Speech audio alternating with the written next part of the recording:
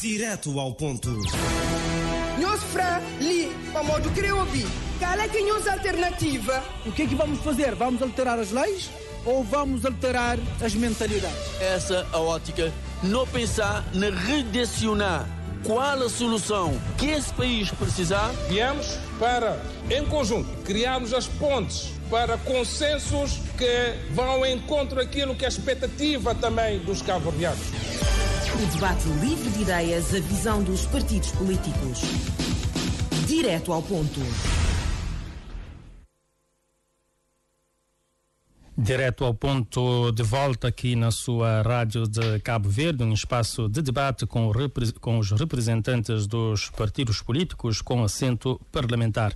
Para esta edição propomos a leitura dos partidos políticos sobre os encontros democráticos que está a ser promovido pelo Movimento para a Democracia para auscultar a sociedade civil sobre a situação do país, o aumento do Produto Interno Bruto anual referente ao ano passado em 7,3%, o anúncio do governo sobre medidas para aumentar a taxa de acesso de estudantes às universidades e a presidência na ilha e as chamadas de atenção do chefe do Estado, José Maria Neves, que terminou a presidência na ilha em São Nicolau ultimamente. Para este número são os nossos convidados, o deputado do Movimento para a Democracia, Damião Medina, que estará a partir dos estúdios da RCV na cidade do Mindelo, António Monteiro a representar a UCID também a partir de São Vicente e a deputada Paula Moeda em representação do grupo parlamentar do Partido Africano da Independência de Cabo Verde. Sejam então muito bem-vindos a todos a este programa de debate radiofónico. Comecemos então por António Monteiro. Muito bom dia, senhor António Monteiro, deputado da UCID. O governo anunciou um conjunto de medidas no sentido de aumentar a taxa de acesso de estudantes às universidades do país.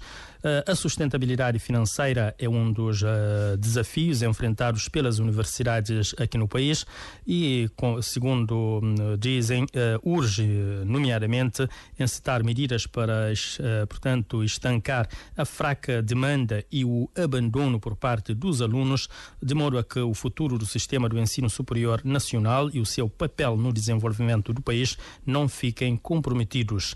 Ao mesmo tempo, é fundamental também deixar de pensar o ensino superior sob uma lógica de semelhança do ensino secundário também, um reparo por parte de alguns universitários. O principal desafio das universidades em Cabo Verde está bem identificado e é consensual, é a sustentabilidade financeira.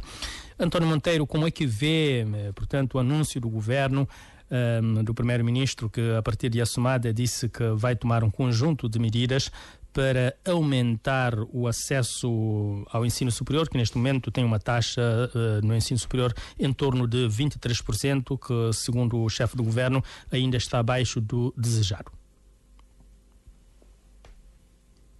Muito bom dia. Acabo de sentar-me aqui junto aos microfones da Rádio Nacional de Cabo Verde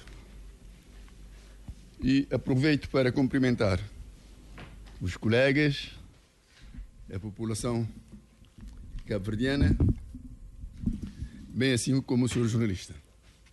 Estou aqui um pouco ofegante. Está a ouvir? Se calhar passamos então para a deputada Paula Moeda, depois voltamos a São Vicente para ouvir então António Monteiro, talvez esteja mais descansado, e depois o Damião Medina. Vamos ouvir então Paula Moeda. Como é que o grupo parlamentar do PAICV recebeu, portanto, esses anúncios do primeiro-ministro, a reconhecer que é preciso melhorar esse acesso com um conjunto de medidas para aumentar o acesso ao ensino superior? Muito bom dia. Muito obrigada pelo convite feito e eu diria o seguinte, e também cumprimento a todos os colegas que estão no estúdio em São Vicente e a participar neste debate e a toda a população de Cabo Verde que também escuta ativamente e participa ativamente no debate. Eu diria que em relação às medidas anunciadas, portanto o conjunto de medidas pelo Primeiro-Ministro em relação, portanto, ao acesso de estudantes à universidade no país, nós diríamos o seguinte: todas as medidas que visem incrementar incentivos para o acesso de estudantes ao ensino superior são bem-vindas. As medidas são sempre bem-vindas, principalmente as que ditam a incrementação de incentivos para o acesso ao ensino superior, que está péssimo. Portanto, o ensino superior no país, neste momento, está talvez no seu pior momento. Daí a aflição do governo, do primeiro-ministro, em, já no final do mandato, vir, portanto, com essas medidas já bem no final do mandato. Entretanto, portanto, isso também é esclarecedor, que a pressão para as medidas tem muito a ver com isso, que estamos muito mal a esse nível, a nível do ensino superior. Agora, com talvez que bases... seja o pior momento. Não, ainda praticamente não respondi. Sim. Entretanto, é preciso destrinçar entre a intenção, a proclamação das medidas e a sua execuibilidade e a realização, que o tempo é pouco, é exíguo. Portanto, este governo tem prometido muito e acabando quase sempre por nos vender o gato por lebre, o que tem posto em causa a sua credibilidade e a sua reputação. Foi assim com os anúncios do dinheiro que nunca mais acaba, os 11 aviões para a Companhia Aérea Nacional e a conectividade entre as ilhas que, portanto, estão ainda no fundo do túnel, nem uma luz sequer, uma série de falácias que resultaram num descontentamento da opinião pública e uma desconfiança. Daí a desconfiança também em relação a este último anúncio no domínio do ensino superior. O governo desperta-se no fim da legislatura na criação de condições de mais e melhores acessos, portanto, e soando claramente a um anúncio eleitoralista. Portanto, eu diria que, de qualquer forma, gostaríamos de estar enganados, mas não estamos. Porquanto, portanto, essas medidas exigem um grande investimento para o bem comum, que deveria ter sido de há muito tempo para cá, devíamos acolher frutos agora. E o que é que temos neste momento? Portanto, temos neste momento um problema grave, mas muito grave, de estudantes, por exemplo, que estão a ir para a imigração. Muitos estudantes a irem para a imigração, a desistirem. Portanto, a desistirem de viver no seu próprio país. Os jovens, por exemplo, temos 41,2% de jovens que têm o 12º ano concluído. Jovens entre os 15 e 35 anos. São jovens potenciais para entrar no ensino superior. E há uma taxa de abandono elevadíssimo.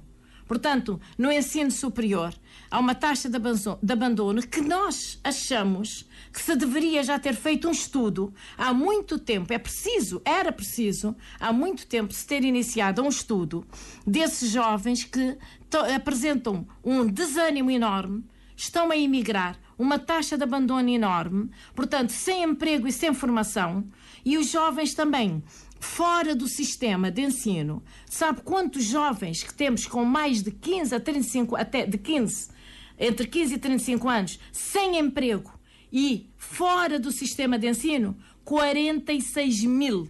149 jovens. Senhora Deputada, esses jovens vamos dar em média, 9,3 anos de estudo. Muito bem, vamos agora a São Vicente. Vamos a São Vicente e voltamos. Exatamente. António Monteiro agora parece que já está menos ofegante. Vamos então o olhar da UCID sobre a situação do ensino superior e as medidas que o governo anunciou, o chefe do governo, no sentido de aumentar a taxa de acesso de estudantes às universidades no país. Muito bom dia, José António dos Reis. Bom dia aos colegas do painel. Bom dia a todos os cabo-verdianos que nos acompanham, quer aqui nas ilhas, quer na nossa imensa imigração. E um bom dia também aos técnicos da Rádio Nacional que fazem com que estas ondas possam chegar a toda a população. Bom, nós temos, sem sombra de dúvida, um grande problema a nível do ensino superior. Eu começaria por dizer que a média de estudantes anual ronda os 9.000 estudantes cabo-verdianos nas universidades também de Cabo Verde. E com uma saída de aproximadamente 1.000 estudantes anualmente concluem as suas formações. E daí tirarmos uma conclusão simples. Entre 9.000 que estão matriculados aproximadamente todos os anos e os 1.000 que saem das universidades todos os anos, dá-nos uma pista de que aqui alguma coisa não vai bem. E é esta alguma coisa que não vai bem que é preciso nós, enquanto políticos, devemos analisar, e é preciso que o governo tome em linha de conta a situação e procure encontrar as soluções. Por um lado, José António, Cabo Verde, temos que dizer que Cabo Verde tem aproximadamente 11 instituições de ensino superior. 11. Para uma média aproximadamente de 500.000 habitantes. O que significa dizer que temos um rácio universidade por habitante de menos de 50.000 pessoas, 50.000 habitantes, por cada universidade. E é um dos rácios mais baixos do mundo. Eu penso que não há nenhum país no mundo que tenha este rácio. E isso é sintomático, o que nos leva a analisar as razões. Vou dar um exemplo. Por exemplo, na Espanha, a Espanha, que tem aproximadamente 99 instituições de ensino superior, tem um rácio de aproximadamente, para não cometer erro, a volta de 80.000 habitantes por instituição de ensino superior. Em Portugal, temos um pouco mais. Nos Estados Unidos, também é a mesma coisa. Quer dizer, aqui nós temos que analisar, em primeiro, o que é que vai mal. E, provavelmente, se nós tivermos uma política de instituições de ensino superior em função da dimensão do país e disponibilizarmos recursos financeiros de sorte que estas instituições fortaleçam e talvez se fundam para criarmos instituições muito mais fortes do que aquilo que temos neste momento, estaremos no início da resolução destes mesmos problemas. Repare que nós temos, pelo menos o estudo que saiu em 2024, os dados de 2024, relativamente 2015 a 2021, aproximadamente 23.000, repito, 23.000 estudantes cabo-verdianos em Portugal. E questiona-se porquê é que estes estudantes saem do conforto dos seus lares, saem de junto dos seus amigos, para aventurarem longe destas ilhas. Alguma coisa aqui tem que ser feita. Portanto, o financiamento é um dos dados, mas não é tudo. É preciso analisarmos a fundo o que é que está a passar para que realmente possamos ter as instituições cabo-verdianas sólidas, fortes, com todas as capacidades para podermos capacitar bem os nossos alunos e, portanto, saírem das universidades com grandes conhecimentos, com grandes capacidades de intervenção técnica para poderem ser adquiridos em qualquer mercado do trabalho. Muito bem, António Monteiro, vamos ouvir agora Damião Medina. A nível internacional. Uhum. Vamos ouvir então a leitura do deputado do Movimento para a Democracia, Damião Medina. Damião Medina, não sei se concorda com a leitura ou o diagnóstico feito pela UCID e pelo PAICV, ou qual é a leitura que o MPD tem da situação.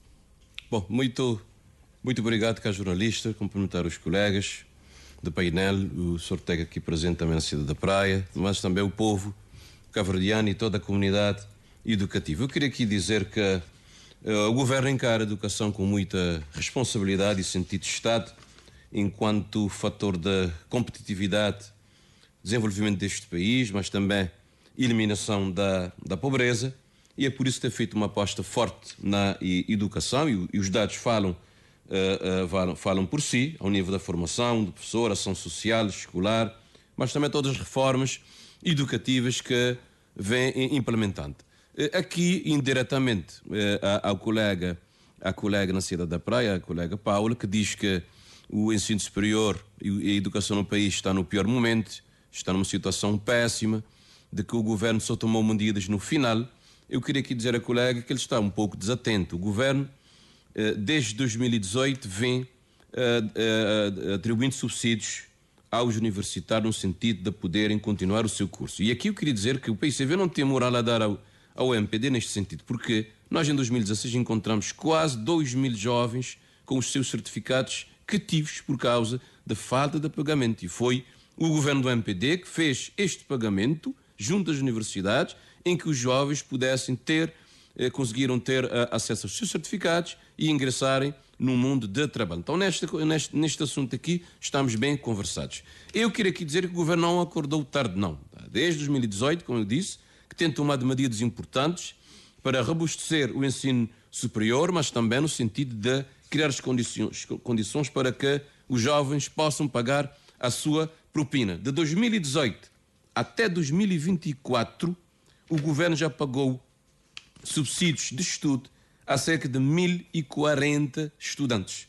Um encargo financeiro à volta de 92 mil contos. Então, isto desde 2018. Então, o governo não acordou tarde. Desde a primeira hora, esteve na linha de frente para que os estudantes pudessem ter melhores condições de acesso. E agora, o governo tem este presente, neste momento, uma medida que é a resolução pontual também de alunos que estão a terminar agora no ano letivo 2024-2025, né, o presente ano letivo, que vão terminar os seus estudos, que têm, porventura, propinas em atraso. Já há um regulamento que já foi aprovado, a ideia é atingir mais de 300 estudantes, no sentido de pagar a sua propina. Então, a ideia é que o governo possa atribuir um subsídio à volta de 60%, né, da dívida, e o 40% os estudantes mais universidade estarão em negociação. Já há um regulamento aprovado pelo FICAS, que vai nortear todo este processo, no sentido de, embora o governo já venha fazendo, dando este apoio, mas neste momento o governo entendeu fazer um regulamento no sentido de haver mais justiça, porque há estudantes que têm terminar o curso uns estão ainda sem o emprego, outros já estão no emprego. Então, aqueles que estão no emprego e aqueles que já não estão, que ainda não estão, é preciso ter uma discriminação positiva. Então, para aqueles que já estão no mercado de trabalho, com à volta de 36 contos mensais, o governo vai dar um outro tipo de tratamento. Para os outros, será cerca de 60%. Então, não é de agora que o governo está a fazer isso. E a colega faz a derivas em outros assuntos que não são aqui chamados. Eu queria pedir que possamos recentrar. Há um documento também orientador do governo, todo o acompanhamento que ele vem fazendo ao ensino superior, que tem um conjunto de medidas para o reforço do ensino superior, assim como vem fazendo desde 2016, inclusive contempla lá um novo quadro jurídico para a promoção do ensino superior no país. Então, há esta questão, o colega António avançou, questão da saída de jovens para estudar fora. Eu quero dizer que jovens têm a sua ambição, há formações que eles querem atingir e que não são promovidos no país, dados vários fatores, e é normal que os estudantes procuram outras paragens para promover para continuar os seus estudos, e o governo estará sempre presente na atribuição dos bolsas de estudo. Dizer que neste momento bolsa de estudo está situada em 3.700 beneficiários. Muito bem, Damião. Damião, vamos a uma segunda volta, uma segunda ronda. Agora na praia, a deputada do PICV, Paula Moeda, estava a dizer que é o pior momento que o país está a viver a nível do ensino superior, sobretudo. Mas o Primeiro-Ministro anunciou essencialmente essas 3 medidas. Lançamento de um programa de apoio à regularização de dívidas dos estudantes universitários para concluir os cursos, para que possam ter também, as universidades possam ter recursos. A construção também de residências para universitários nas cidades da Praia, Mindelo e Assumada. Também promete mexidas no regulamento jurídico das instituições do ensino superior. Serão medidas que vão responder a essa situação que Paula Moeda classifica como o pior momento? Como eu disse há pouco, essas medidas já pecam por muito tarde. Há 9 anos que aguardamos por essas medidas. Os estudantes no geral, do secundário ao ensino superior, e todas as famílias cabo-verdianas aguardam ansiosamente essas medidas, mas de há 9 anos para cá faltam meses. Não vai conseguir concretizar tudo isso em meses, absolutamente. São medidas eleitoralistas. Agora, eu diria ao colega que o governo acordou muito tarde, sim. Por isso é que estamos nesta situação hoje. Jovens desanimados e a emigrarem em massa. Vem de novo com essa retórica já tão gasta de certificados. Eu aí já nem falo sobre isso, porque é uma retórica já tão gasta e que não é bem como apresentam, obviamente que não. Nós estamos muito bem acordados. Quem não está acordado e que dormiu foi o governo durante 9 anos. Há muito por fazer neste setor do ensino superior, incentivando os acessos e as permanências de estudantes no ensino superior em Cabo Verde. Nós precisamos sim de mais oportunidades para sermos mais justos e haver mais equidade. Mas eu diria, como exemplo, a média anual que já cá foi dita, e ronda os 9.000 matriculados. 1.000 concluem as suas formações. Então, os 8.000 que ficam pelo caminho, aonde estão? Aonde estão esses que ficam pelo caminho? Portanto, eu diria que o acesso às universidades resolve-se, sim, com o custo das propinas. Atacar de frente o custo das propinas, mas há um problema que se coloca, que é a propina inicial.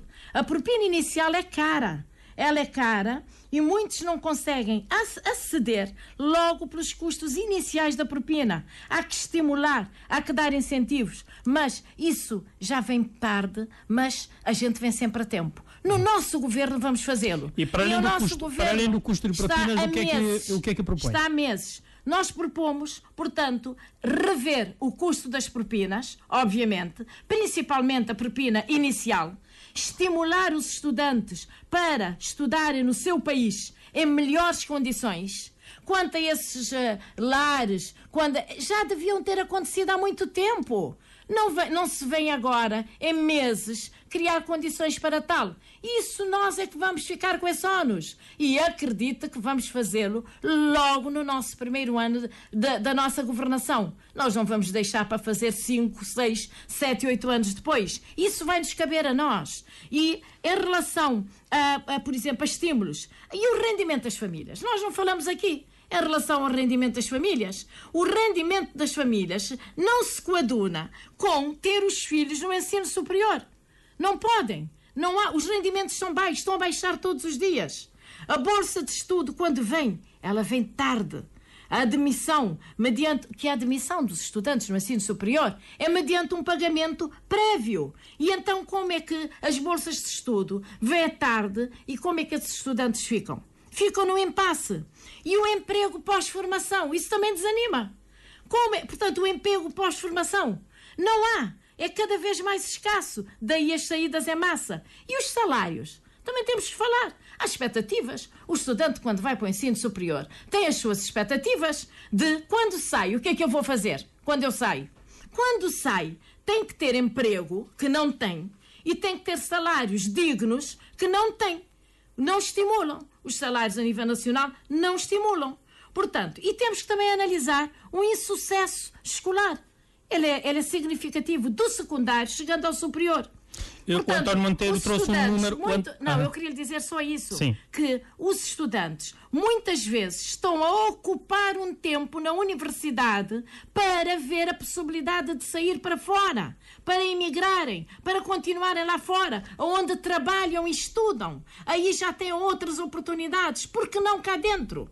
Deve-se fazer um estudo rigoroso para se analisar todas essas situações, incluindo a de abandono. Mas pode acreditar que nós estamos na linha da frente desse estudo e vamos dar mais segurança aos estudantes, mais rendimento às famílias para ter os seus filhos no ensino superior, mais habitação, mais emprego e pode acreditar que vão ser mais felizes as famílias e os estudantes. António Monteiro, o Primeiro-Ministro prometeu a construção de residências universitárias, promete também mexidas no regulamento jurídico das instituições e também anúncio para breve do lançamento de um programa de apoio à regularização de dívidas dos estudantes universitários para concluir os cursos e também dar recurso às universidades.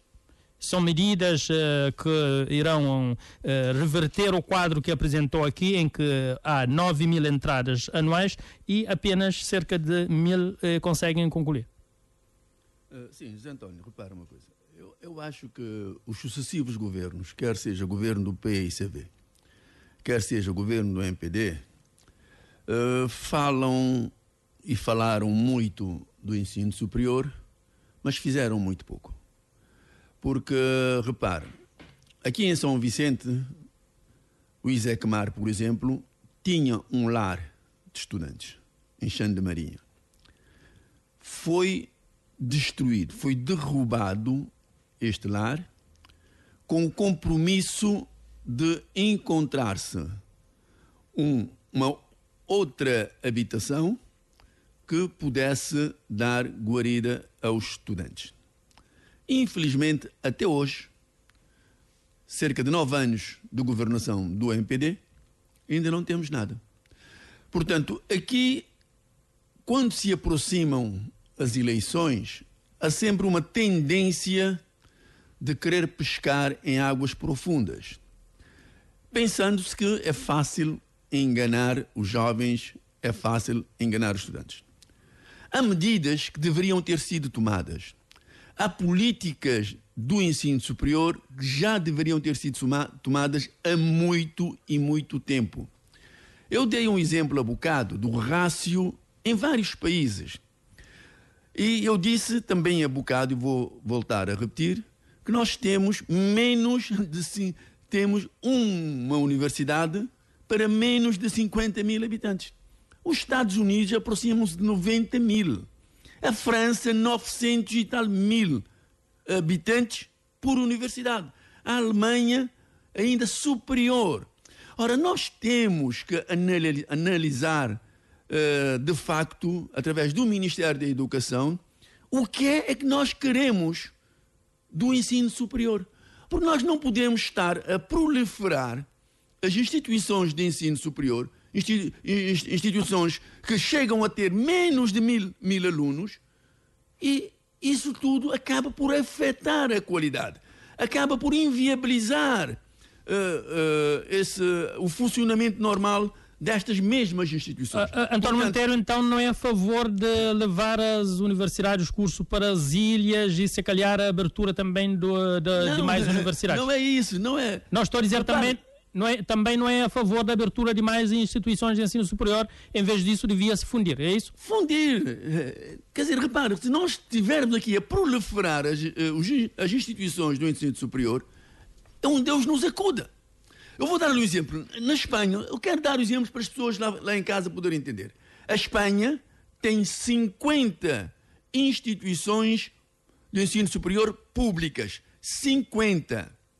E tem 46 do ensino privado.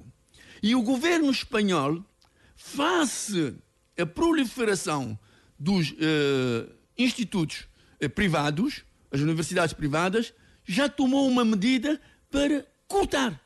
Quer dizer, apertar a malha de cedência dos alvarás para o efeito. Portanto, aqui em Cabo Verde, temos são 11 para menos de 500.000 habitantes. E as pessoas encaram isso com toda a naturalidade. Não, nós precisamos melhorar a qualidade do ensino em Cabo Verde. E para melhorarmos a qualidade, nós temos que ter a capacidade, o governo tem que ter essa capacidade, de pôr à mesa determinadas instituições, criar as condições de financiamento, criar as condições de melhoria de funcionamento destas mesmas instituições, para que os nossos estudantes aqui no país possam ter a mesma qualidade que vão à procura lá fora. Porque repara uma coisa, quando eu disse há bocado que entram aproximadamente neste ano, 2024 e 2025, o ano letivo, nós temos 9.008 estudantes. 9.008 estudantes. Repara este número, é irrisório para 11 instituições de ensino superior. Agora pergunta-se, o Estado tem preocupado em criar as condições para a propina? Eu tinha dado, há bem pouco tempo, nas várias intervenções que nós fazemos no Parlamento sobre o ensino superior, desde o governo do PICV, que nós até propusemos que as propinas, por exemplo, para o ISECMAR, para os alunos de pilotagem, para os alunos da eletrónica, para os alunos de engenharia de máquinas, fosse gratuita. O que é que na altura a senhora ministra nos disse? Não pode. Na altura do PICV. Ou seja, o António Monteiro defende que devia ser, alguns cursos deviam ser gratuitos. Alguns cursos deveriam ser gratuitos, outros deveria-se, o Estado deve criar as condições para que as universidades possam funcionar de forma tranquila. Muito bem, António Monteiro, vamos ouvir agora o colega... António, vou concluir. Se for necessário trabalhar para a fusão de algumas universidades, para ganharem robustez científica, técnica e financeira, para terem uma maior capacidade de ensino-aprendizagem, melhor ainda. Porque nós não podemos estar a ver aqui as instituições do ensino superior como se fossem lugares onde se vai fazer um negócio. Damião Medina, certamente não concorda que essas medidas que o governo anunciou, nomeadamente a construção de residências universitárias, anúncio também de lançamento de um programa de apoio à regularização de dívidas e a prometida mexida no regulamento jurídico das instituições do ensino superior, não são pesca em águas profundas, como disse António Monteiro. Bom, muito obrigado. Eu queria aqui ir diretamente à colega Paula, que faz aqui fuga em frente, dizendo que a partir do próximo ano é com o seu governo, o governo do PICV, que vão ter medidas assertivas, etc, etc. Eu queria aqui dizer à colega Paula se ele não está a ver qual é a situação que o PICV está a ver neste momento. Depois de 10 anos de oposição, não conseguiu ter um líder à altura dos desafios deste país. Tentaram fazer uma eleição. Esta eleição foi inviabilizada pelo Tribunal Constitucional por causa de irregularidades ao nível de pagamento de cotas, ao nível de introdução ilegal de militantes nos cadernos. Certamente um tema de um outro debate. O PICV não está em condições de governar este país, pode tirar o seu cavalinho da chuva. Aqui eu queria dizer que vem com isto de rever o custo da propina, fala-se até de custo gratuito. Nós temos que levar em consideração que aqui nós temos uma atividade privada, o ensino superior é uma atividade privada, o governo tem medidas de políticas, sim, que faz a cabeça, mas é uma atividade privada, conjunto de cidadãos tem esta iniciativa de fundarem universidades, o governo, sim, pode intrometer, mas temos de ter cuidado, porque quando se fala de propina zero ou redução, isto coloca em causa a insustentabilidade ou a sustentabilidade Damião António é a favor da ideia do António Monteiro de fusão das instituições de ensino superior. Eu concordo em parte que é importante que haja consórcio. É preciso em Cabo Verde que haja menos universidade pelo número de população que nós temos. Essa proliferação não ajuda e o governo tem estado atento a esta situação. Como eu disse, é uma iniciativa privada, os cidadãos unem-se e fundem universidades, implementam as suas universidades, mas o governo tem estado atento e tem tentado tem dado o seu apoio para que as universidades possam funcionar, resolvendo, sobretudo, as situações dos estudantes. Eu queria dizer que o Governo tem em mente esta postura de alinhar o ensino superior aos países mais desenvolvidos, os países da OCDE, com práticas muito boas, para que os alunos que saem, por exemplo, de Cabo Verde possam ter condições de alinhar com as práticas universitárias noutras paragens. Agora, nós temos que lembrar também o contexto de governação de Cabo Verde. O governo não governou em tempo normal. Tivemos a seca, tivemos a Covid-19, as guerras, a Ucrânia e a Rússia, agora a guerra comercial e geopolítica neste momento que atrapalha as finanças do país, mas mesmo assim o governo tem dado atenção especial às universidades. Só para terminar, Damião, só se concorda então com essas medidas também anunciadas. As medidas que o governo está a tomar vêm na continuidade. São medidas assertivas. São medidas assertivas e vêm na continuidade. É um reforço que o governo está a fazer. Já tem dado o apoio às propinas. Agora já tem esta medida de construir residência estudantil. Nós sabemos que para os estudantes que vão estudar nas universidades fora das ilhas passam por um problema de residência e agora o regulamento jurídico que vem na base de todo o acompanhamento que o governo vem fazendo ao ensino superior no país. Então, a taxa também da aprovação, eu não sei onde é que a colega Paula tira esses dados, mas a taxa de aprovação no ensino superior é muito satisfatória. Exatamente. Para terminarmos, vamos à última ronda desse tema. Paula Moeda aqui estava a fazer sinal de que não está a concordar nada com a intervenção do Damião. Absolutamente. Sim. Primeiro, portanto, o representante do MPD aqui nesse debate vem apontar, portanto, o senhor vem apontar e fazer derivas. Agora é que você está a fazer derivas, fazendo uma incursão nas questões internas do PAICV. O senhor não tem que fazer essas incursões, principalmente quando estamos num debate em que não é um debate sobre esta matéria.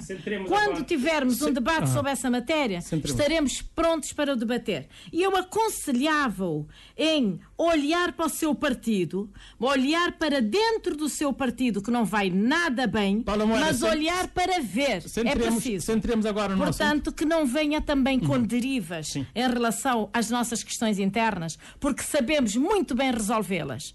Há democracia interna e há vitalidade no PAICV. Estamos a passar por um momento de grande vitalidade no PAICV. Eu diria, sobre a matéria, voltemos e recentremos sobre a questão para fechar, que é o seguinte: o governo do PAICV incrementou o ensino superior em Cabo Verde e a grande escala. Isso ninguém tira ao governo do PAICV.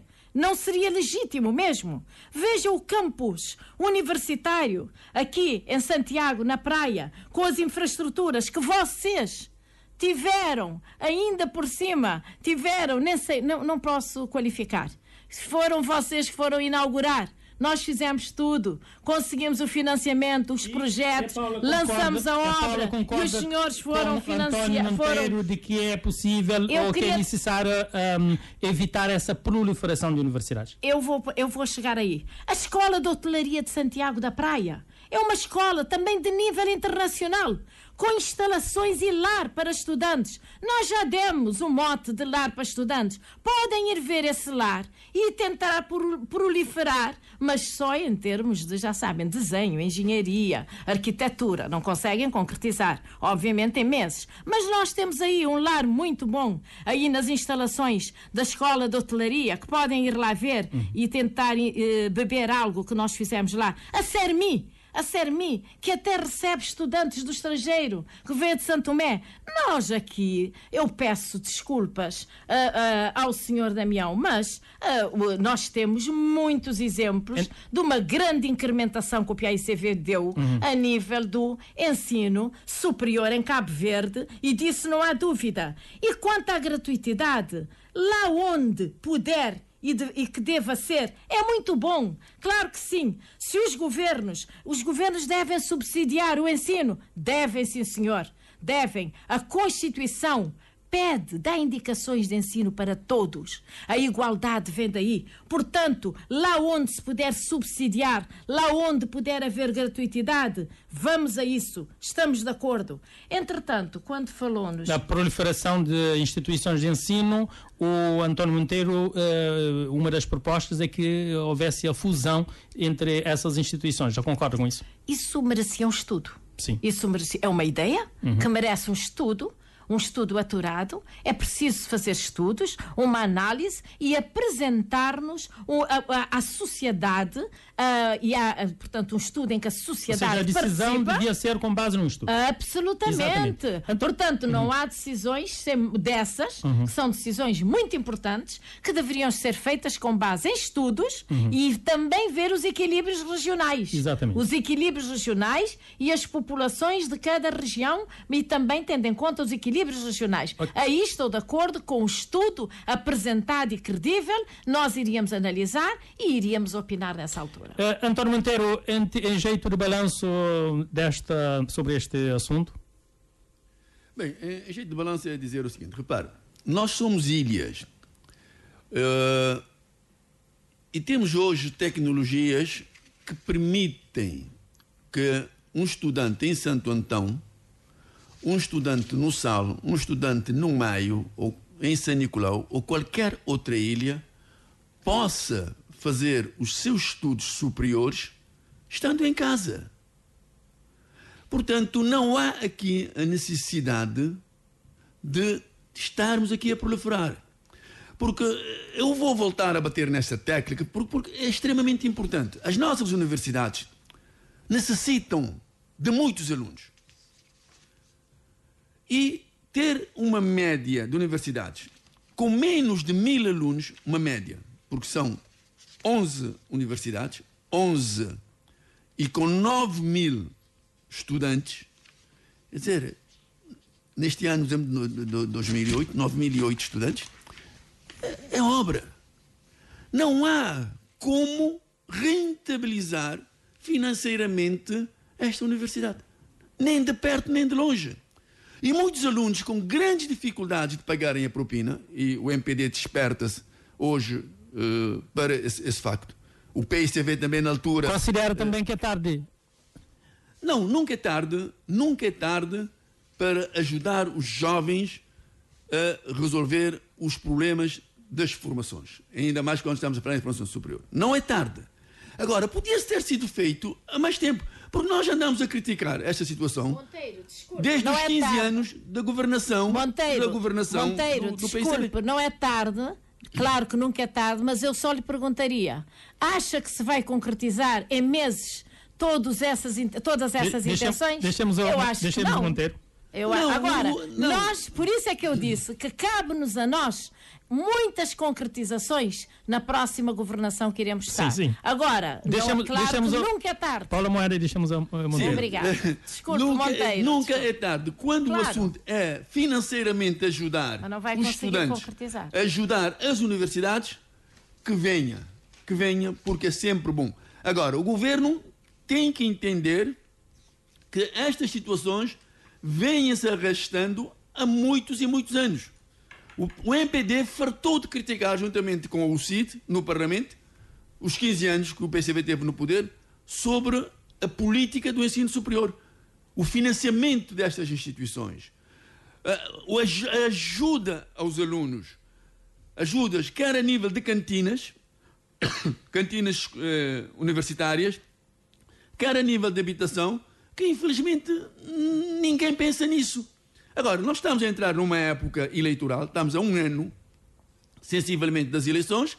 Pronto, o primeiro-ministro fez esse anúncio no Parlamento, no último debate que tivemos com ele, reforçou num encontro que teve na Universidade de Santiago há bem poucos dias, mas eu penso que esta questão deveria ter sido resolvida nos primeiros anos. Se tivesse, com estes 9 anos, teríamos hoje muito mais alunos nas universidades, teríamos muito mais quadros. Monteiro, agora vamos ouvir o Damião Medina para encerrarmos esse assunto, o ensino superior. Damião Medina, não sei se concorda com as intervenções da deputada Paula Moeda e também do António Monteiro.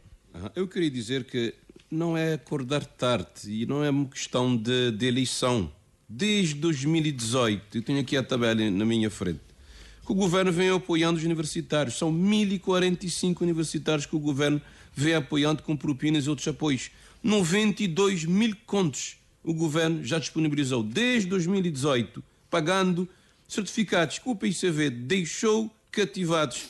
Deixou não, pronto, não apoiou os estudantes, universidades, e os estudantes tiveram dificuldade em ter acesso aos seus certificados. São 2 mil jovens que não conseguiram tomar o seu certificado para poder ingressar no mercado de trabalho. Nesta coisa aqui, o PICV não tem lições a dar. O governo vem acompanhando o ensino superior desde que tomou rédea deste país. E como eu disse, nós governamos este país num contexto extremamente difícil. Não governamos este país com rios de PICV teve acesso outrora com créditos de taxas quase taxa zero, então com juros zero. Então nós governamos em situações difíceis, com menos ajudas orçamentais, com poucas possibilidades de ter acesso ao crédito, porque nós sabemos que o PICV deixou este país endividado até o pescoço. E então é neste contexto que nós governamos. Mesmo assim, o governo tem acompanhado o setor superior no país, de acordo sim que devemos racionalizar as universidades no país, porque é muitas universidades por população que nós temos neste país. Como eu disse, é uma atividade privada, as pessoas têm lá as suas ambições, mas o governo tem apoiado as universidades. Agora vai ter em mente um novo quadro jurídico para garantir a sustentabilidade financeira dos cursos, um novo quadro jurídico, e é nesta base que o governo vai continuar a apoiar as universidades. As universidades funcionam com o sistema digital, o sistema e-learning, B-learning, que é a promoção, como aqui diz o colega Monteiro. Hoje em dia as novas tecnologias permitem que os estudantes estudem em casa, e as universidades vêm promovendo essa tipologia de passagem de informação. Então não é tarde não, e não é por causa da eleição. O governo vem trabalhando muito bem. Agora, Damião, para robustecer o ensino superior no país. Damião Medina, vamos a um outro assunto. Dados que o INE apresentou na última sexta-feira indicam um aumento do produto interno bruto anual em 7,3% em volume no ano passado. O primeiro-ministro, ao reagir a esses dados, disse que o crescimento econômico de 7,3% é uma boa marca e que reflete a eficácia da governação da sua governação. O mesmo realçou ainda que os resultados refletem a eficácia das medidas adotadas pelo governo para proteger, recuperar e relançar a economia após a crise da pandemia. Concorda? Acha que esse crescimento está na linha do que o MPD tinha prometido quando antes de assumir a governação em 2016?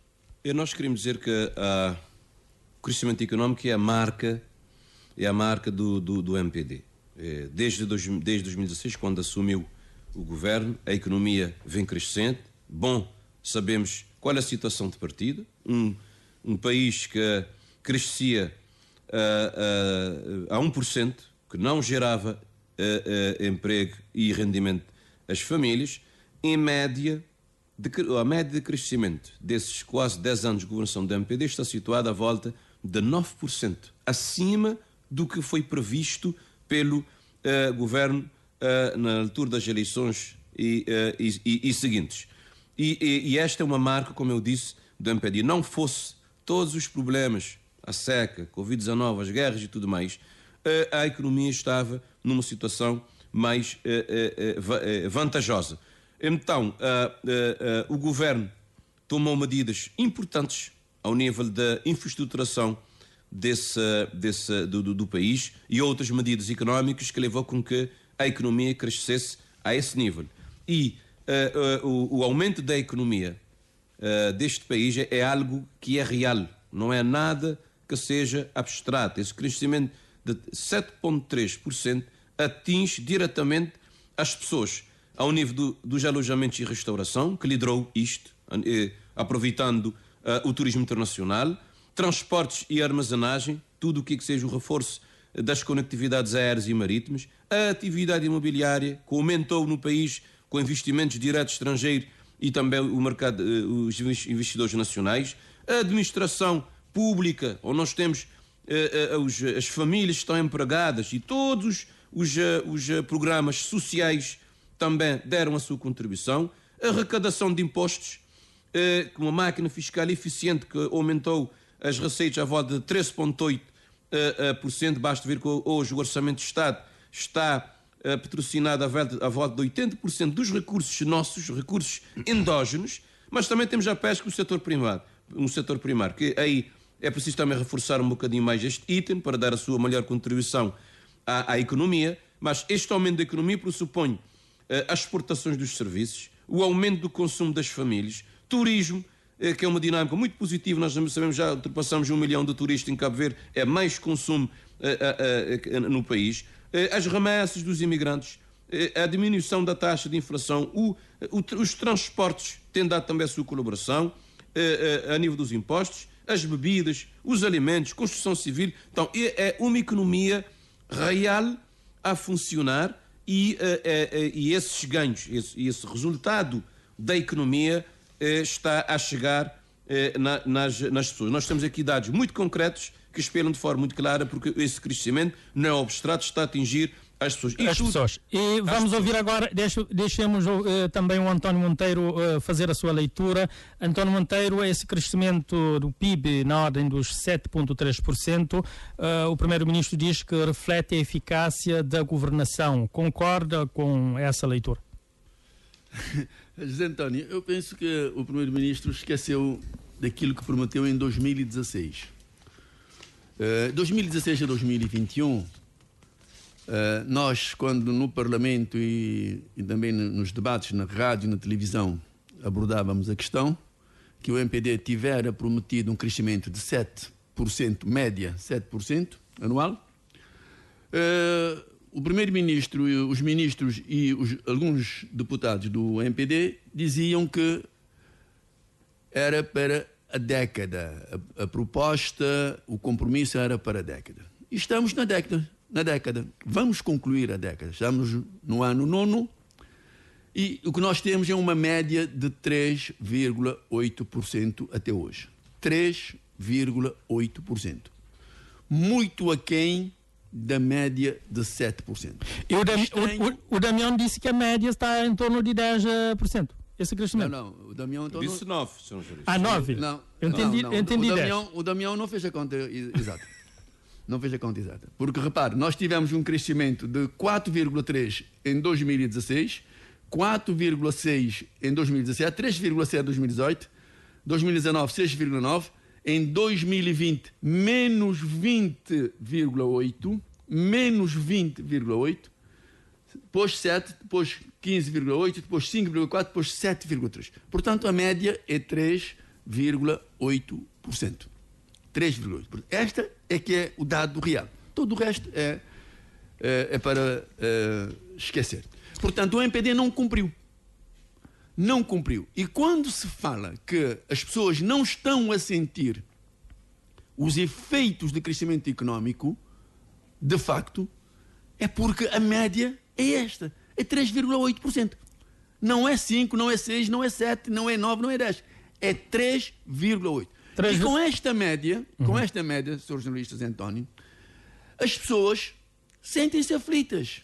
Porquê? Porque o nível de vida aumentou. Você vai hoje, eu faço compras, eu vou às lojas, eu vou ao mercado comprar.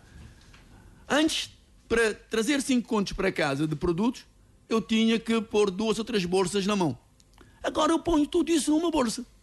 Uma bolsa, 2 bolsas. Muito bem, vamos voltar. Portanto, esse crescimento económico não está a ir, como diz o Damião, para o estômago e para o bem-estar das famílias cabo-verdianas. Paulo Moeda, e esse crescimento de 7,3% reflete, portanto, a eficácia da governação atual? E vai de encontro às promessas de crescimento? Não. Lamentavelmente, eu gosto muito do meu país e gostaria imensamente em podermos estar a dizer sim, em podermos estar contentes, alegres e a bater palmas. Mas é exatamente o contrário. Estamos tristes, esse crescimento não se revê, os cabo-verdianos não sentem esse crescimento. É um dado importante que o nosso PIB anual atinja esses números que dizem. Portanto, 7,3, por exemplo, tomemos o 7,3, o que deveria responsabilizar o governo a um melhor combate para debelar a pobreza, já que temos esse crescimento. Portanto, o governo deveria, portanto, criar mais emprego, responder às demandas laborais e sindicais de vários contingentes profissionais. Portanto, eu considero até perverso não calibrar o crescimento económico com a melhoria das condições de vida das pessoas, que é isso que se espera, pelo aumento das demandas dos trabalhadores, da desigualdade, aumento das desigualdades, da criminalidade, nem falar sequer. Estamos a viver então um momento crítico em relação à segurança no país, sentimos-nos completamente inseguros. Para onde é que se canaliza esse aumento? Esse dinheiro para onde é que vai? Pelo aumento, portanto, pressente-se claramente que a opção deste governo não é de realização do bem comum e que a riqueza criada é distribuída apenas no topo da pirâmide. Daí as disfunções sociológicas que hoje vivemos em Cabo Verde. Repare, temos, com um crescimento económico de 7,3, temos um emprego. O que é que temos no emprego? Menos empregados, temos, portanto, menos pessoas empregadas, temos os rendimentos das famílias completamente a diminuírem e comprometidas, temos uma carga fiscal a aumentar, temos transportes, um problema grave a nível de transportes, os preços aumentam e reduzem ainda por cima a eficácia desses transportes. Portanto, a eficácia no sentido de, como sabe, o número de voos... Regularidade. Absolutamente. A alimentação é mais cara, excepto nos produtos agrícolas, que estão a equilibrar um pouco. Porquê? As barragens, que é um drama para o MPD. E a energia mais cara e ineficiente, mais imigração, a água mais cara e mais rara a nível nacional. Repito que a segurança pública cada vez mais posta em causa, chegamos a um ponto de insegurança pública, portanto, mais endividamento público, já estamos com uma dívida, um endividamento enorme, 314 milhões de contos. Portanto, eu diria que para onde é que vai esse portanto, crescimento? Ele não se está a transformar em desenvolvimento. Daniel Medina, esse crescimento, concorda que essa riqueza gerada ou criada não está a chegar a todos? A todos e não está a chegar no topo da pirâmide. Está a chegar do topo até à base. Um crescimento médio, apesar das dificuldades, à volta de 9%, eu torno a dizer. Aqui, queria dizer que esse resultado deste crescimento está a chegar nas polícias, nos professores. Agora vejo o aumento salarial que o governo deu aos professores, que o PCFR foi implementado, aumento de salário dos policiais, em breve vai ser aumentado os salários dos médicos e dos enfermeiros e outras classes profissionais com o PCFR, foi aumentar o salário mínimo de 11 para 19 mil escudos no setor público e 17 mil no setor privado, aumento de salário dos cozinheiros de 6 mil para 19 mil, resolução de vínculos precários que atingiu 5.500 trabalhadores, rendimento social de inclusão beneficiando 9.500 famílias, duplicação da pensão social de comunidades imigradas à volta de 1.293 estudantes beneficiários, isenção de propinas e taxas de exame do primeiro ao 12º ano profissional de 115 mil alunos, sabemos que é mais rendimentos para as famílias, 30 mil kits escolares aos alunos, compra de materiais então subsídio para compra de materiais atingindo 53.200 trabalhadores, aumento da pensão social do regime não contributivo de 5.000 para 6.000, beneficiando 26.000 famílias, incluindo idosos. O plafond de saúde, que era de 2.500, passou para 3.750. Taxa moderadora, já beneficiou 446.000 cabo-verdianos em termos acumulativos. Subsídio de doença para crianças dependentes deste, que é nesse momento é de 6 meses para 12 meses. A habitação social, o governo vai bonificar os juros, que antes era de 2%, vai para 50%. Ao nível da agricultura e água, energia, taxa social de energia e água de 50%, então, diminuição da fatura em 50%, redução do IVA de 15% para 18%, para 15% para 8%, então, drasticamente, descontos de 50% na aquisição de material rega a gota a gota. Nós temos 1.680 créditos que foram aprovados, atingindo mulheres para a promoção de atividades geradoras de rendimento. Nós temos 40.000 escudos que são atribuídos para famílias para inclusão produtiva nos municípios do país. Nós estamos a falar de 600.000 contos para a implementação do Fundo Mais, o cadastro social único, com 16 programas beneficiando as famílias. Nós temos o emprego público, que o governo vai agora promover no mundo rural, que são 400.000 contos que o governo vai disponibilizar, e todos esses dados têm diminuição no desemprego. O desemprego, neste momento, está à volta em 2023, estava em 10,3%. No trimestre de 2024, estava em 8,8%. No segundo trimestre de 2024. Lembrar que em 2016 a taxa de desemprego estava em 15%. Desemprego jovem, neste momento, está em 2023 estava em 24%. No segundo trimestre de 2024 estava em 21,2%. E lembrar que em 2016, com o governo do PICV, a taxa de desemprego jovem estava em 41%. Damião, só para concluir então esse crescimento... Neste momento está em 2,3%, a ideia é eliminá-la de vez. Então são ganhos. Ou seja, as vantagens do aumento da economia está a ter ganhos fundamentais na vida das pessoas. Damião, é isso que eu queria mesmo perguntar. Mas estou a ver aqui Paulo Moeda, certamente também o António Monteiro não estão a concordar. António Monteiro, concorda com os cálculos do Damião Medina? Bem, eu acho estranho que o Damião Medina, que é professor, faça uma aritmética desse tipo. É estranho. E voltou a reafirmar 9%. Não, Damião, é 3,8%. 3,8%. Não pode, o senhor como professor, uma conta de aritmética desta, quer dizer, não se aceita. Agora, o importante aqui, José António, é que o crescimento da economia não está a chegar às pessoas. E não chega porque a média é 3,8% nestes 9 anos do MPD. E, portanto, se é 3,8%, fica difícil bater a porta de toda a gente. Porque vou dar um exemplo. Nós temos pessoas com idade superior a 60, 65 anos que estão a receber, neste momento, 5.880 escudos mês. Pensão. Ora, estas pessoas estão a receber esse valor há mais de 8 anos. Se não me falha a memória. E admito que possa estar errado, talvez 8 ou 7. E nós no Parlamento, por exemplo, temos batido tanto para o governo aumentar esta pensão social, que o PICV na altura colocou em 7.500 por altura das eleições. Este é o grande dilema que nós temos em Cabo Verde, porque tudo é feito em função das eleições. Depois ganhou as eleições e retirou, que era para as pessoas ganharem 7.500 escudos. O CID barafustou, o MPD barafustou.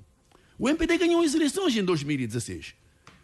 Para concluir, deveria, a sua indignação, deveria logo que ganhou as eleições, colocar esta pensão em 7.500.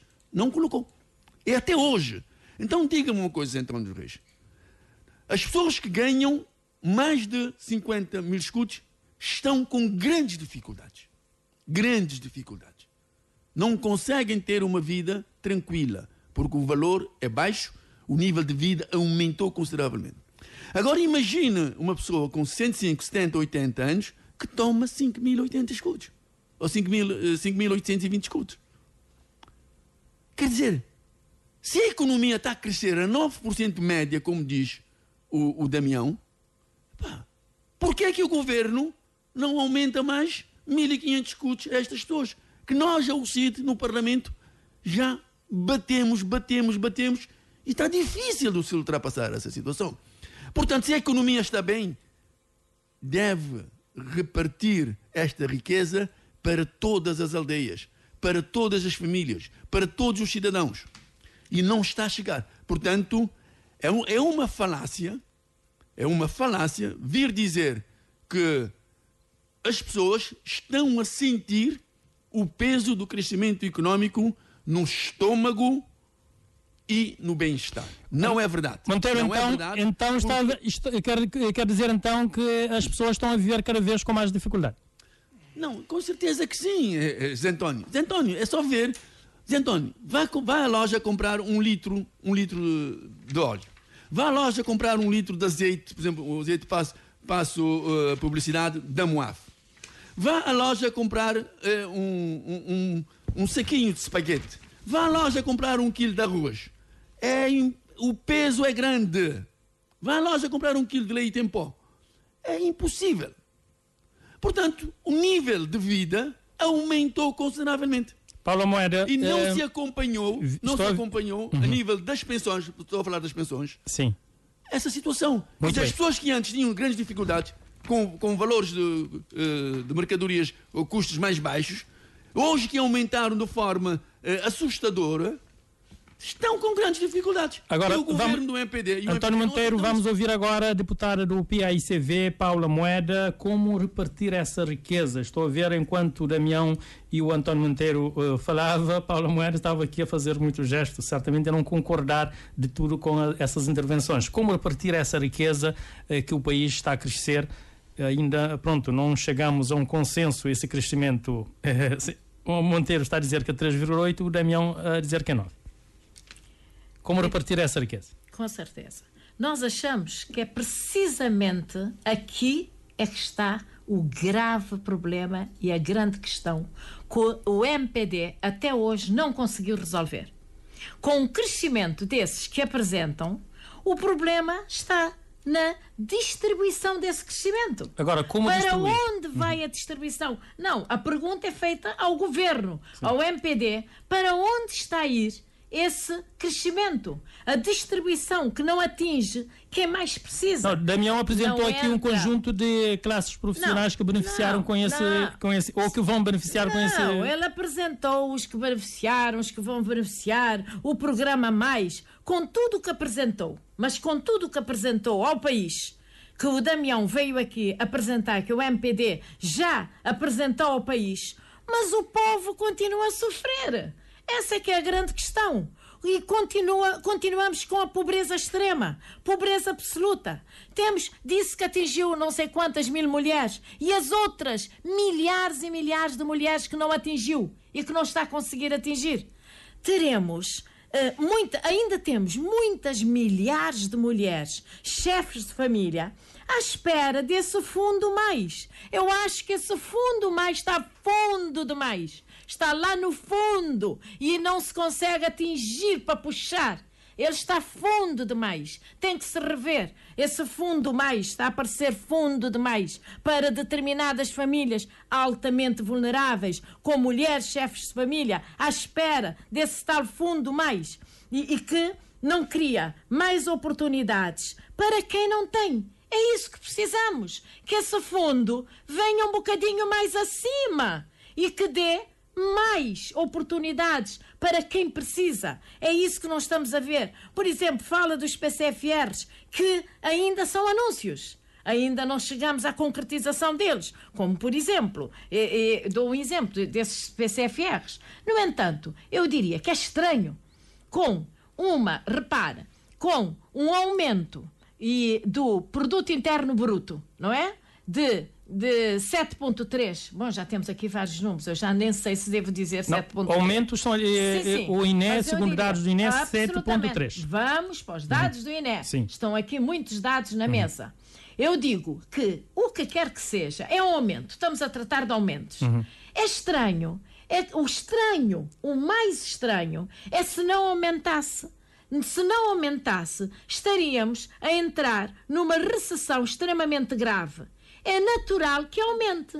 E é natural que se espere de qualquer governo esse aumento. O alvo que qualquer governo deve ter são as pessoas. É que nós não estamos a ver esse aumento a ir para as pessoas, para os que mais precisam. Esse crescimento não está a traduzir-se em desenvolvimento. Sobretudo, desenvolvimento social. Um desenvolvimento que significa melhoria de condições de vida em todos os sentidos, social e económico, em todos. Não está a beneficiar as famílias mais vulneráveis. Repare, nós, do PAICV, criamos, quando estivemos no governo, as bases para um crescimento sustentável da nossa economia. No turismo, nós é que criamos todas as bases para esse crescimento no turismo. Por exemplo, as infraestruturas aeroportuárias. Atraímos o investimento direto estrangeiro.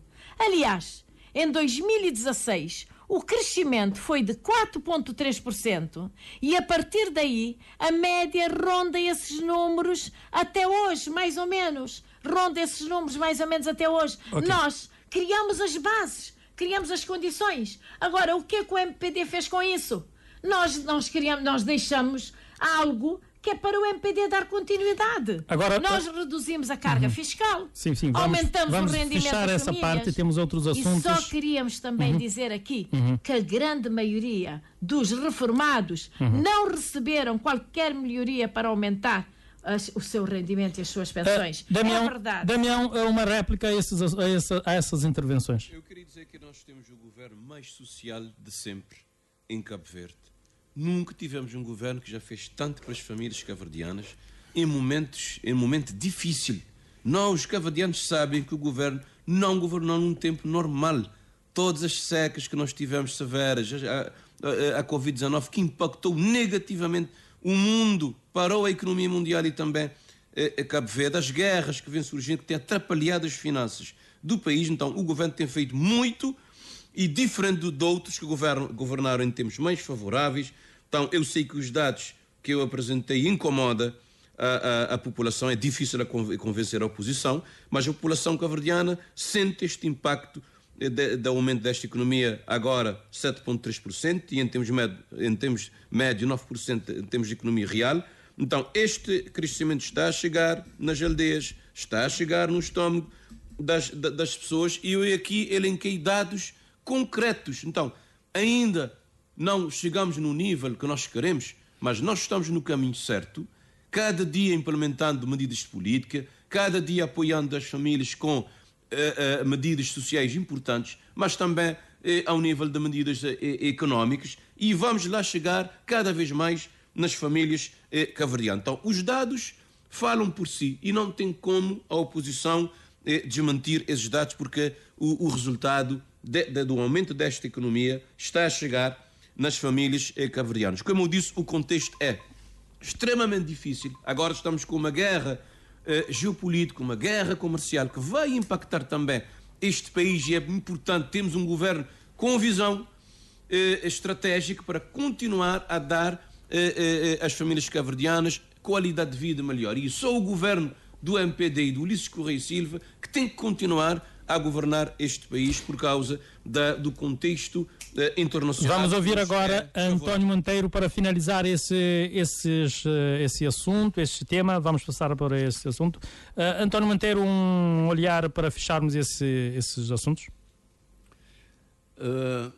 Zé António, eu gostaria de dizer aqui ao colega deputado do MPD que como é possível que a média do crescimento seja 9%? Como é possível? Quando o que nós temos... Vou repetir para as pessoas lá em casa entenderem.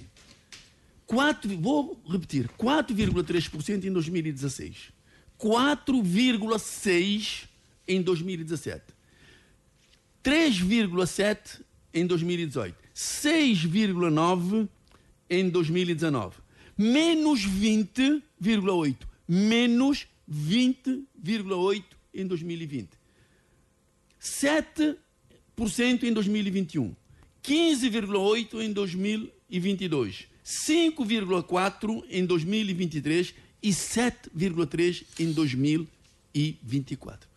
Ora, como é que é possível que a média seja superior? Não é possível, Damião. A conta está mal feita. Se calhar vamos ter que arranjar um economista para fazer esta conta. Não é preciso. Isso é conta que qualquer aluno da 4ª classe sabe fazer. É aritmética. Isso é aritmética. Quer dizer, e não se pode vir aqui enganar as pessoas que a média é 9%. E, José António, o crescimento da economia, se estivesse naquela média que o MPD prometeu em 2016, quando ganhou as eleições, que era média, depois disseram que era para a década, de 7% média, sim. Aí as pessoas poderiam sentir e até o próprio governo iria aumentar as pensões, por exemplo, das mais de 20 mil pessoas idosas que recebem os 5.800 e tal escudos mês. Que se antes esse dinheiro dava para alguma coisa, hoje já não dá, tendo em conta o preço que eu acabei de dizer há bocado. Muito bem. Portanto, aqui, eu como deputado, como cidadão e como uma pessoa que gosta de ver as pessoas bem dispostas, felizes, sentir-me bem e acoplava-me mesmo ao lado do MPD se a economia tivesse a crescer a esse valor para as pessoas sentirem no estômago e no seu bem-estar o impacto desse crescimento. Mas não há. Sim. Vou concluir dizendo o seguinte. Em 2006, isso para Damião fazer as contas, o PIB era de 1,1 mil milhão de dólares. 2006. Em 2007, 1,65 mil milhão de dólares. Portanto, a diferença entre neste ano, 2006 e 2007, foram de 550 milhões de dólares. Agora, faça aí a diferença para ver qual foi o crescimento do PIB naquela altura. Portanto, não é 7,3, é que nos vai pôr-nos a transbordar de alegria, de felicidade, porque o país já cresceu de longe, repare, de longe superior a isso, e não impediu que as pessoas continuassem na miséria no tempo do PICB. Muito bem, vamos agora, Paulo Moeda, um outro assunto. O MPD tem promovido encontros, denominado Encontros Democráticos, um fórum criado pelo partido que sustenta o governo para auscultar a sociedade civil sobre a situação do país. Na segunda edição debateu-se o setor da saúde. Portanto, qual é a pertinência deste encontro agora e também se será uma estratégia, como já disse, de campanha que está na estrada?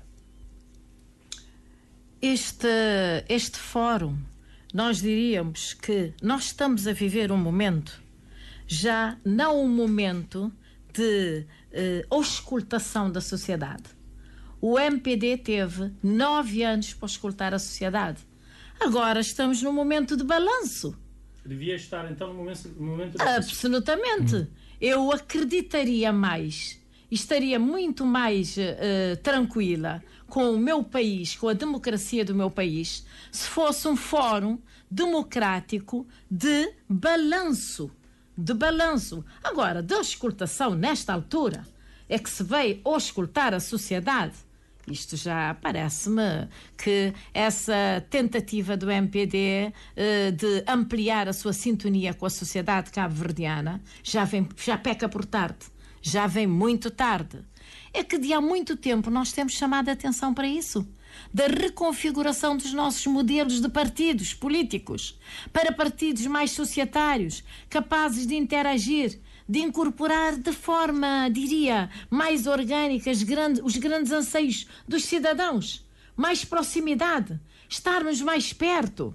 Portanto, o fórum, eu quero crer que seria tanto mais útil e deveria formatar-se como uma ouvidoria e não meter essa postura já mais doutrinária. Agora, enfim, eu não quero ir para alguns postulados ideológicos, não quero entrar nisso, mas eu acho que o ajustar os anseios e os questionamentos dos cabo-verdianos, nesta altura, peca por muito tarde. Os anseios e os questionamentos dos cabo-verdianos já deviam ser escutados, anotados, trabalhados num observatório permanente e, neste momento, deveríamos estar já a pôr em prática. Já deviam ter sido postos em prática e já deveríamos estar no momento de balanço do que é que se fez e ajustar esses anseios. Inclusivamente, para ajuste dos anseios, já tivemos mais tempo, mas ainda até poderíamos acreditar que se pudesse estar nessa altura. Agora, eu diria que a reconfiguração que o MPD está a pretender neste momento e começa a ficar muito complicado, e a gente também entende isso, digo-lhe claramente, que é uma reação após as eleições autárquicas, que foi um desastre total para o MPD. E é uma reação epidérmica. É uma reação epidérmica e nós não estamos nesse momento de auscultação. Portanto, este é o momento, como eu já disse, que os cabo-verdianos disseram de forma clara ao país que as coisas não vão bem. Eles disseram, já que o MPD não fez esse fórum antes para os auscultar, os cabo-verdianos responderam ao MPD nas urnas. Já que não os quis ouvir antes. Respondeu-lhes sobre quê? Respondeu-lhes sobre a saúde, que foi o último, portanto, do penúltimo tema. Respondeu-lhes sobre a segurança nas urnas, a habitação social. Vamos ouvir a Daniel Medina e depois voltaremos a esse assunto. A resposta às urnas é que ditou estes fóruns. Daniel Medina, a pertinência destes encontros democráticos, porque só agora a deputada Paula Moeda está a dizer que isto é o reflexo dos resultados que tiveram nas autárquicas. Bom, eu queria aqui dizer que a colega está desatenta e não está a entender a filosofia desses encontros democráticos que o MPD está a fazer.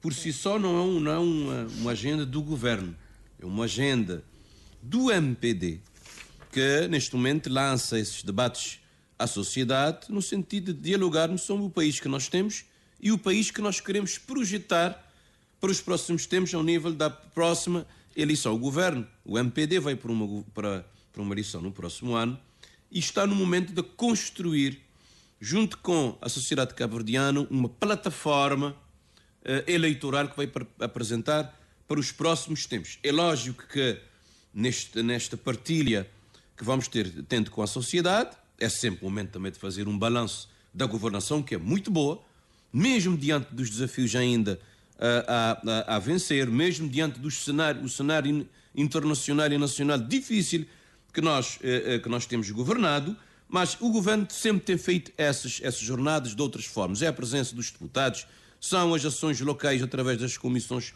políticas locais, é um trabalho de continuidade, que sim, é uma agenda do partido e não uma agenda do governo, embora com a participação do governo, o primeiro-ministro, o presidente do partido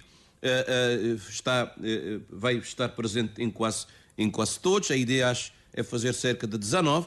É sempre um momento de dialogar com a sociedade, sobretudo para formatarmos uma plataforma eleitoral que está de acordo, plataforma eleitoral para apresentar nas próximas eleições, que vai estar de acordo com algumas necessidades que ainda existem, mas que em várias áreas o governo tem dado resposta. O penúltimo aqui foi em São Vicente, foi sobre a saúde. O governo fez o balanço sobre a saúde no país. Foi uma atividade muito participativa, com os profissionais todos presentes, e o governo teve a dialogar com o setor nesta área, com a sociedade civil. E perguntamos aqui a mesma questão. Os salários que ele vai fazer com os da saúde e outros assuntos. Vamos agora, António Monteiro, esses encontros democráticos. O último foi na Ribeira Grande sobre liberdade, democracia e boa governança. O penúltimo foi em São Vicente sobre o setor da saúde, um setor considerado crítico neste momento. Qual é a pertinência, na perspectiva da UCID, esses encontros democráticos promovidos pelo MPD enquanto partido que sustenta o governo? Bem, Zé António dos Reis, eu penso que os partidos têm essa liberdade de organizarem-se com os temas que entenderem serem importantes em determinados momentos para auscultar ou para debater com a população.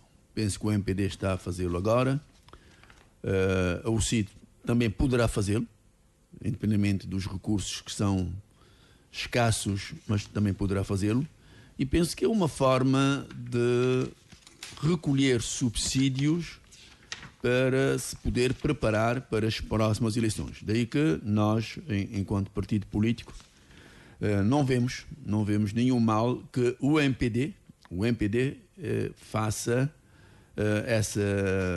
essa atividade, faça esse exercício político-partidário para estar junto à população, e caberá aos outros partidos também fazê-lo. Agora, o que nos pode preocupar é se a feitura destas atividades tenham por detrás o suporte do governo.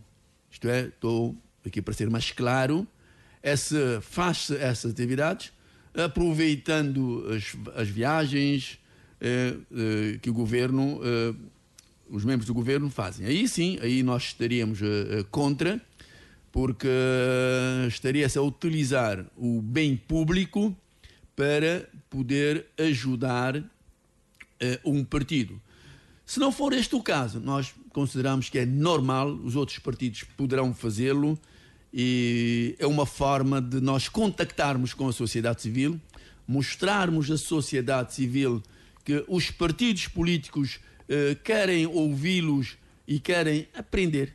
É preciso os partidos políticos terem essa humildade de poder aprender com a sociedade civil, que muitas vezes tem de longe maior capacidade, maiores conhecimentos do que nós, os políticos que estamos na vida política ativa, e portanto isso, penso eu, que só trará ganhos ao país. Se é feito na altura pré-eleitoral, na altura das campanhas eleitorais, ou seja, durante todo um período de governação, isto pouco importa. Cada um fará a sua análise. A preocupação da UCID é desde que não seja usado recursos públicos. Desde que não seja usado meios públicos, encantado da vida, que cada um faça aquilo que quer fazer. Agora, Paula Moeda, no segundo encontro democrático, debateu-se a questão da saúde. Como é que está o setor da saúde e as medidas para melhorar a saúde? O governo disse, por exemplo, que é preciso reforçar a complementariedade com o setor privado, regular e criar também parcerias claras, garantindo serviços de qualidade, mais acesso através da segurança social. Também para julho o governo já anunciou novidades sobre o novo pacote de regulação do setor privado da saúde. O chefe do governo também esteve a visitar as obras muito criticadas em São Vicente, a maternidade que o Ulisses Correia Silva preferiu chamar de Hospital Materno-Infantil e o Hospital Ambulatório, ambos na fase avançada de construção. Muito obrigada, mas vamos fechar com o tema ainda. Sim. Para além dessa... Sim, é sobre os encontros democráticos. Dentro desses encontros democráticos debateram isso. Não, estou a dizer, foi dentro desses encontros democráticos é que debateram esses assuntos. Absolutamente. Em relação à saúde, eu acho que ontem foi um dia de grandes debates. Ontem foi um dia de grandes debates sobre a saúde. Ontem, portanto, o Dia Nacional Mundial da Saúde, em que todos nós participamos e todos nós, portanto, tivemos a oportunidade de falar sobre os graves problemas da saúde. Eu diria que a saúde traz, neste momento, uma situação crítica ao país, O país está a sofrer muito com a saúde que não está descolar, o que é grave, porque na saúde trata-se de vidas. Temos pessoas desesperadas a irem para fora tratar da saúde sem possibilidades de ir, pedindo apoios individuais e às famílias para se deslocarem para Dakar, para Portugal, de forma até privada, para tentarem salvar as suas próprias vidas. Temos problemas graves em relação aos equipamentos, às infraestruturas, às delegacias de saúde, que há promessas há 9 anos para cá, de termos, por exemplo, a Delegacia da Praia, que já devia estar em novas instalações e não está. E Ribeira Grande de Santiago vive há muitos anos à espera de se reorganizar a nível da saúde no Conselho e ainda, portanto, não tem uma delegacia de saúde condigna para o Conselho.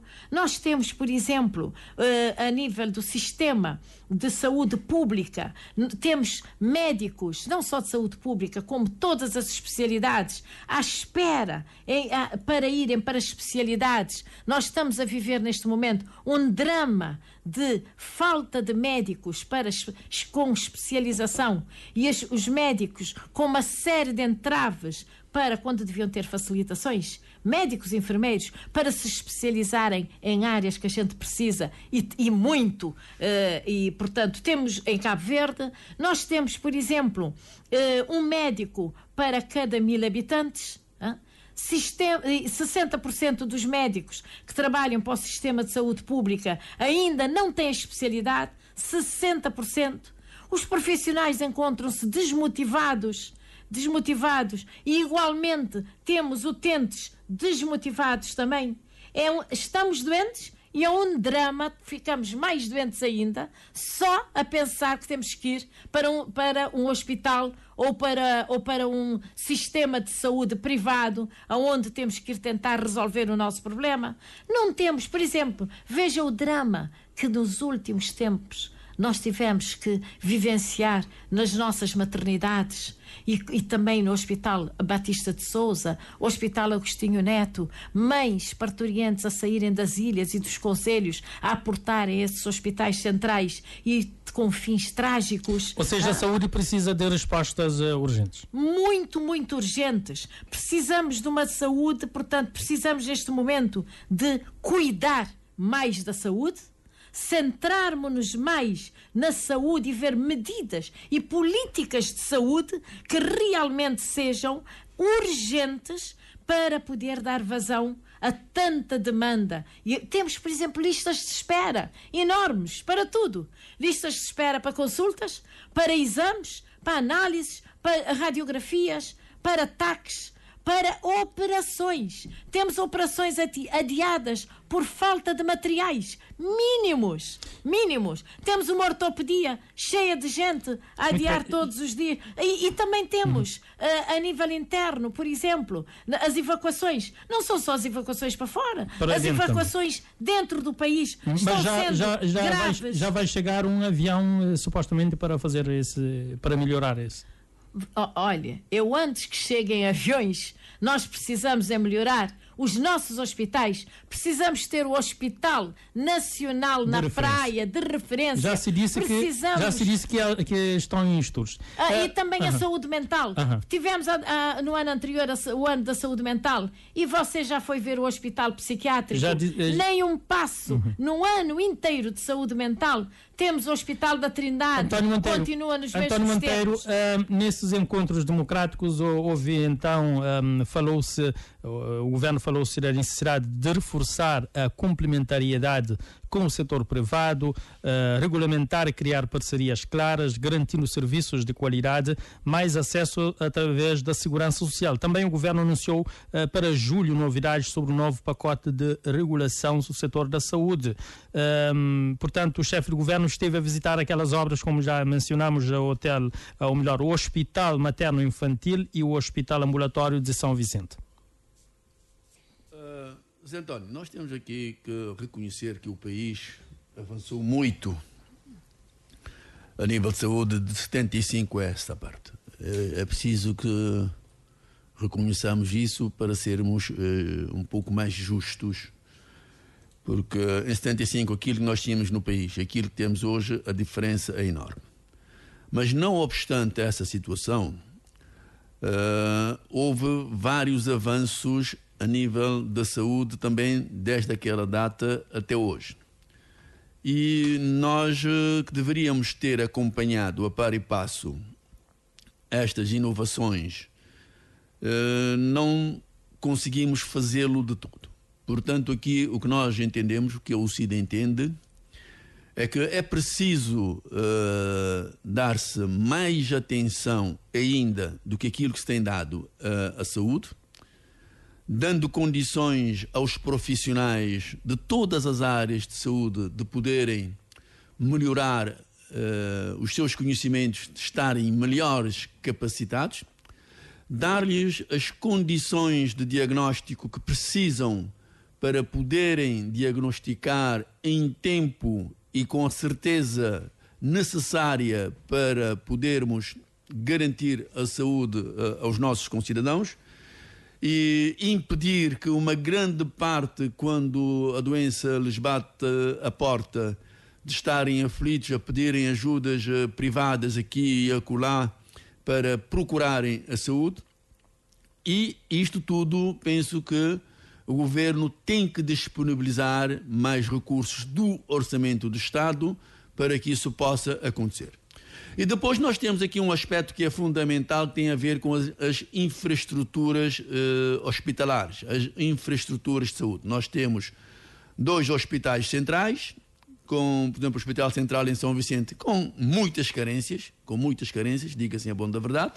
Temos 3 hospitais regionais, o SAL em Santo Antão e Santiago Norte, e vários outros centros de saúde que precisam também dos cuidados, quer a nível dos equipamentos que eu acabei de fazer há bocado de diagnóstico, quer também a nível de técnicos para podermos garantir a boa saúde aos cabo-verdianos e às cabo-verdianas que procuram nos respectivos centros esta mesma saúde. Portanto, nós entendemos que o Governo, o Primeiro-Ministro esteve aqui no fim de semana a visitar alguns centros, algumas infraestruturas de saúde. Fechamos isso aqui, agora com Damião Medina? Vou concluir. Porque senão temos mais um assunto. É preciso dizer que a morosidade na execução destes projetos é assustador. Tirando a maternidade do hospital que foi construído pela China em tempo recorde, mas as outras infraestruturas é de bradar ao céu. Muito bem, Monteiro, vamos ouvir agora Damião Medina sobre esses anúncios. Para falar sobre a saúde em Cabo Verde, nós temos que recuar no tempo e lembrar que o país passou por uma pandemia da Covid-19 que afetou o mundo todo. E só ter o governo dado todas as respostas sanitárias, económicas, de proteção das empresas, dos empregos, toda a assistência alimentar que deu, a atribuição dos RSIs por causa de toda a situação sanitária e económica que o país viveu, só por isso já mostra o comprometimento do governo face à saúde no país. Só ver milhares e milhares de pessoas que morreram no mundo todo. Em Cabo Verde, um pouco mais, acho que de 300. Então, só isso já mostra o comprometimento da saúde, do governo para a saúde. O estudo GPS, que é Governança, Paz e Segurança, se não me engano, de 2022, coloca a saúde como a instituição, a segunda instituição que mais os cabo-verdianos confiam. Primeiro é a... Vamos encerrar esse ponto, porque senão vai ficar sem tempo para o último tema. O que mostra que...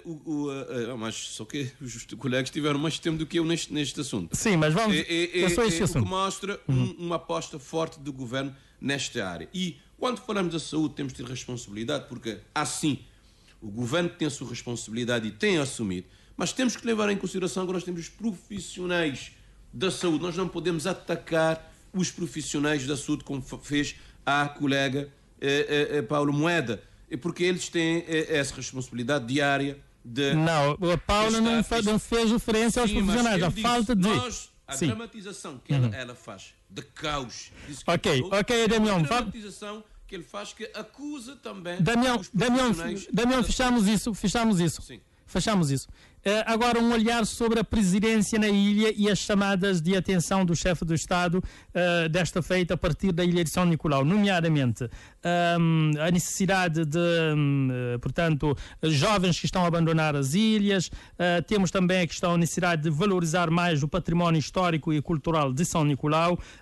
José Maria Neves também pediu, portanto, um diálogo mais elevado e mais produtivo em relação aos operadores, entre os operadores económicos e o Estado, no fundo, uma discriminação em relação às ilhas periféricas. Começamos desta feita agora com António Monteiro.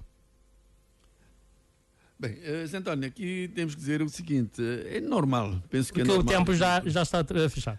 Rapidamente para dizer, é normal que o Presidente da República faça esta presidência aberta às várias ilhas. E que chama atenção para todas estas questões que nós entendemos que são importantes. Mas nós devemos dizer que o Presidente da República já teve a responsabilidade enquanto Primeiro-Ministro durante 15 anos de ter batido nesta tecla e na altura esqueceu-se. Mas como eu costumo dizer, e volto aqui a frisar, vale sempre mais tarde do que nunca. Portanto, o Presidente, ao chamar a atenção ao Governo, esperamos que o Governo leve em consideração estas chamadas de atenção e que esqueça que o Presidente atual já foi Primeiro-Ministro durante 15 anos e que esqueceu-se destas situações, e para que o povo destas ilhas não fiquem esquecidos, mais uma vez, que o Governo do MPD resolva estes problemas e crie as condições económicas e sociais para que os jovens permaneçam nas suas ilhas ou que saiam só para visitar outros espaços e regressarem para contribuírem no desenvolvimento social e económico das suas ilhas, e que os patrimónios culturais, humanitários e tudo isso seja devidamente salvaguardado e que tenhamos tudo em devida conta para que o país vá crescendo e vá florescendo. Paula Moeda, essa visita, essa presidência aberta, chamar de atenção na questão dos transportes, as ilhas que estão a perder a população, a necessidade de apoiar mais a indústria local, um diálogo mais profícuo entre o governo e os operadores económicos. Eu vou responder, mas eu tenho que vir com uma questão prévia que eu não posso deixar para trás.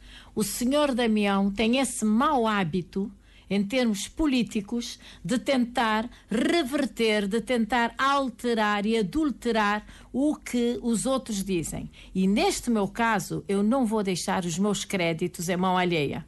Portanto, em nenhuma situação eu verbalizei aquilo que você acabou de verbalizar e que eu não vou repetir.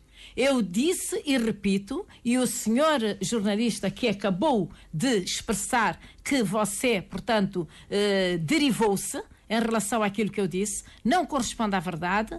Eu apoiei e de que maneira os profissionais de saúde e pedi para que seja mais célere e para que eles consigam rapidamente fazer as suas especialidades e a ter mais incentivos na carreira. Não venha dar a volta e não venha pôr aquilo que eu não disse. Isso já pontuámos. Agora, esse olhar do Presidente da República... É que o Sr. Damião tem o hábito de desvirtualizar. Sim, Paula, vamos mas minuto. Comigo não faça mais, que não deixe passar. Vamos à presidência na ilha. Vamos, portanto, o olhar, como se disse aqui, do chefe de Estado que tem estado a fazer a presidência na ilha, e muito bem.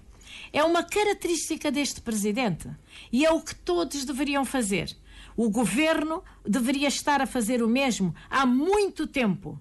E só começou agora a fazer. E essas chamadas de atenção foram pertinentes. É um objetivo que o Presidente da República se propôs no início da sua magistratura. Estar junto das pessoas, dar voz às pessoas, abrir o Palácio do Povo para o povo. Ele já foi a várias ilhas, já foi a São Vicente, a Santo Antão, ao interior de Santiago. Portanto, nós acreditamos nessa presidência, que é uma magistratura de proximidade, que lhe é característica ao nosso Presidente. Paula, vamos ter que ir ao Damião. Damião, esse olhar telegráfico. Nós somos um país insular E numa Damião, esse um olhar telegráfico sobre a presidência na ilha e as chamadas de atenção. E devemos estar sempre perto dos cidadãos. Olha, sobre a saúde, quer dizer que para falar da saúde temos que ter indicadores. E não tive tempo de falar dos indicadores, de rácios e mais. Mas só para desmentir a colega, nós temos em Cabo Verde neste momento 7,1 médico por mil habitantes. Mas é 7,1 por mil habitantes. Centremos agora esse último olhar. Parte do que eu queria dizer, o colega António Monteiro, de certa forma, acabou por dar umas pinceladas. Tem a legitimidade do Sr. Presidente de fazer estas deslocações às ilhas e dizer à colega Moeda que o governo tem feito isso com persistência, lançamento de obras, inaugurações e outras atividades com a sociedade civil. Então, o governo não tem lições a receber de outros atores políticos aqui em Cabo Verde. Os temas que o Sr. Primeiro-Ministro, o Sr. Presidente da República tem avançado, questão de contratos de programas com as ilhas, mais recursos para as ilhas, transportes, a economia, o municipalismo. Então, são questões que o Sr. Presidente da República sabe que ele foi primeiro-ministro desse país e ele teve responsabilidade nesta matéria. Uma economia que crescia a 1% na altura enquanto ele foi chefe do governo, penso que não está em melhores condições. Damião, as chamadas de atenção sobre a fixação, transportes... É a situação que nós sabemos que nós encontramos.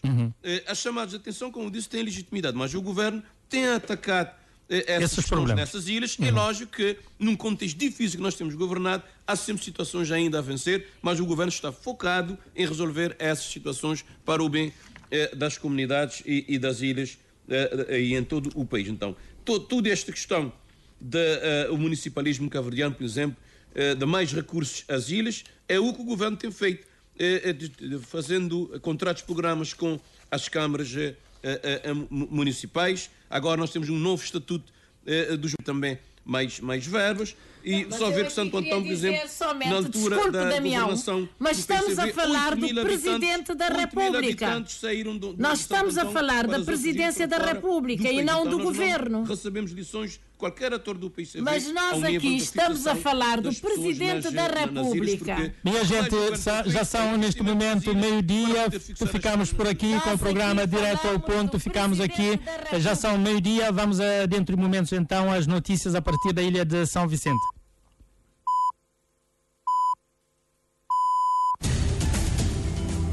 RCP Notícias.